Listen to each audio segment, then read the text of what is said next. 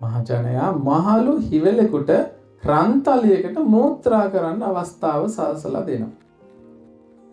ඒ කියන්නේ ඔය තියෙනවනේ සම්භාවනීය පවුල්, ඔය පිළිගත්ත පවුල් තියෙන සමාජයේ.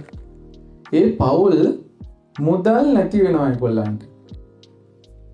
මුදල් නැති වෙනවා ඒගොල්ලන්ගෙන් වැරදි නිසා. ආදායමට සරලන වියදමත් සකස් නොකරගත්තු නිසා ඒගොල්ලෝ දුප්පත් වෙනවා. ඊට පස්සේ ඒගොල්ලන්ට දැන් පෝසත් වෙන්න විකල්පයක් නැහැ. ඒගොල්ලෝ මොකද කරන්නේ?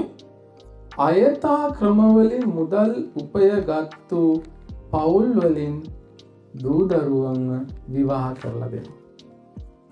අන්න අයථා ක්‍රමවලින් මුදල් උපයගත්තු පවුල් වලට තමන්ගේ දූ දරුවෝ විවාහ කරලා දෙනවා. දැන් සමාජයේ මිනිස්සු ගරුත්වය දෙන්නේ කාටද? සල්ලි තිබ්බනම් ගරු කරන්නේ. හොඳ ලොකු වාහනයක ඇවිල්ලා බහිනවනම් අන්න ගරු කරනවා.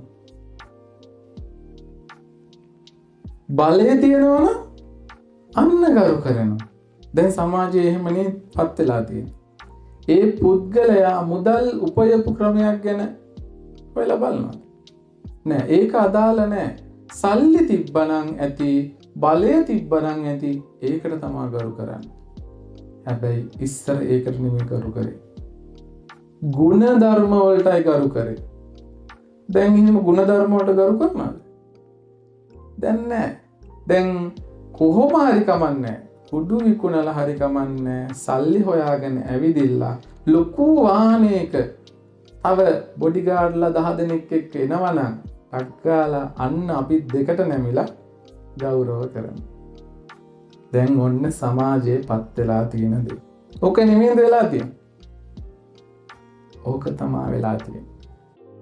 එතකොට මේ කොසල් රජතුමා දැක්ක සිහිනය හැබෑ වෙලාද නැද්ද? හැබෑ වෙලා. රජතුමාට සිහිනයක් අපිට හැබෑවා.